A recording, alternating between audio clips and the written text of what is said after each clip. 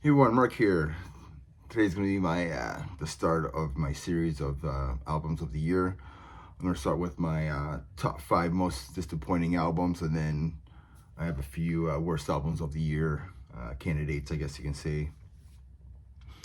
So yeah, so my top 5 most disappointing albums of 2025. So number 5, I have Rivers of Nile, and this is their self-titled album. This was released on May 30th on Metal Blade Records. This is the band's 5th studio album, first without vocalist Jake Divenbach, and Adam Biggs is handling the vocals on here. Where I always know your name, that will always be my favorite Rivers of Nile album from these guys.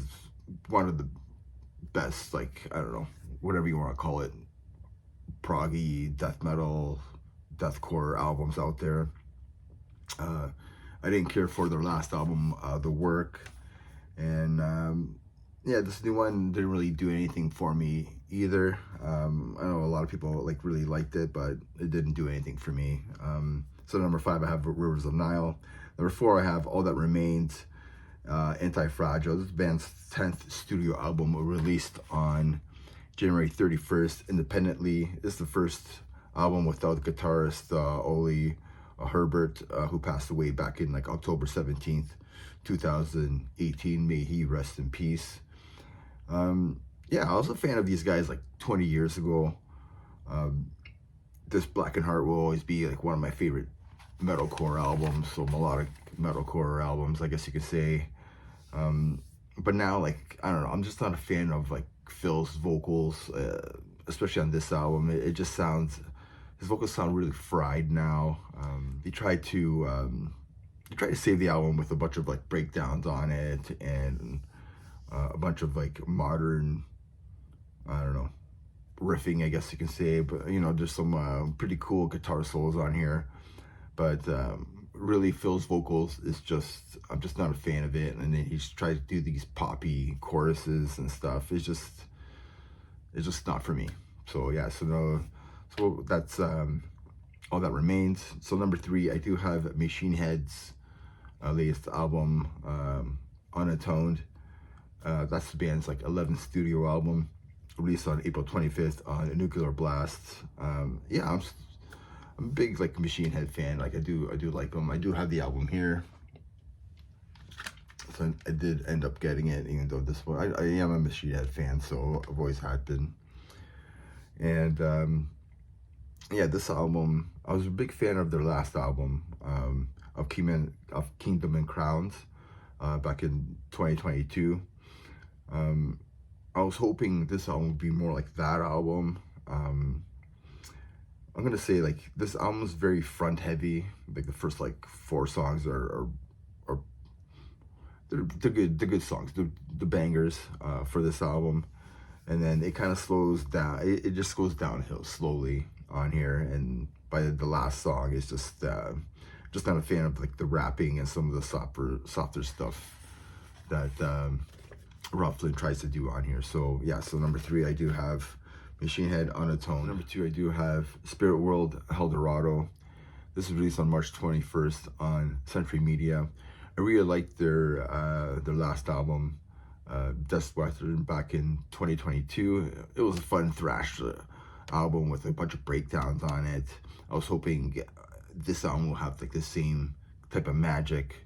I was really looking forward to this album, but they added some like hillbilly tracks on here and some softer stuff like that would probably be on the radio.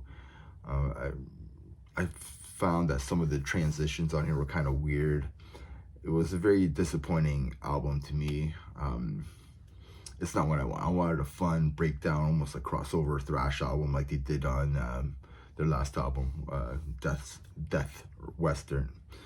So the number 1 album, if you haven't guessed it already, and that's Dark Angel, Extinction Level Event, released on September 5th on Reversed Records. 1991 was their last release, so that's 34 years we had to wait for this, and it was just not even good. The vocals on here just killed it. We had all that hype and everything going through it. You know, Gene Hoglan leaves like Testament to go do this, and it's just not what we wanted. So that's easily the #1 most disappointing album of the year. So worst albums of the year for 2025. So runner-ups, I have Tala, Primal, Obsession, Detachment. This was released on September 5th on Eric Records. It's just pure garbage. I don't know why I listened to it. I think they did everything off the floor. New metal, it's all over the place. I just thought it was garbage. So that's one album. Slaughter to Prevail, Grizzly. This was released on July 18th. Russian tough guy, deathcore. Why did I even listen to this album? Because I needed some, I needed some more albums of the year, so that's why I listened to it. So I just didn't do anything for me, just deathcore, macho stuff. And then I have Nathan James, Highwood, Mortician, and I blame Hector from Chillin' Dude on the Couch because I had to do a video with him. Is it that bad? And yeah, it's that bad. We have to save the children. So that's why I did the video, to save the children. So Nathan James on here. It's all Hector's fault. Save the children, everybody. So the worst album I have of the year, this is Sleep Token. Even in Arcadia. This was released on May 9th on RCA Records. It took me a long time to get through this album. I think I stopped it like, I don't know, 4 or 5 times. Took a day to go back to it. I don't know. I don't get this band. I just don't get this stuff. The vocals are pure, like auto-tune, like crazy. And then they'll get like these, like, they'll try to steal like Meshuggah riffs every once in a while, use them as a breakdown type of thing, and then they'll like throw this R&B crap in it, and it's just, I don't know what's going on. It's garbage. So that's Sleep Token. Is the worst album of the year. The other ones are not any better. Stay tuned. I will have my honorable mentions. I will have my top 20 albums of the year as well pretty soon. I'm fighting a cold. And remember, everybody, metal never dies. Cheers.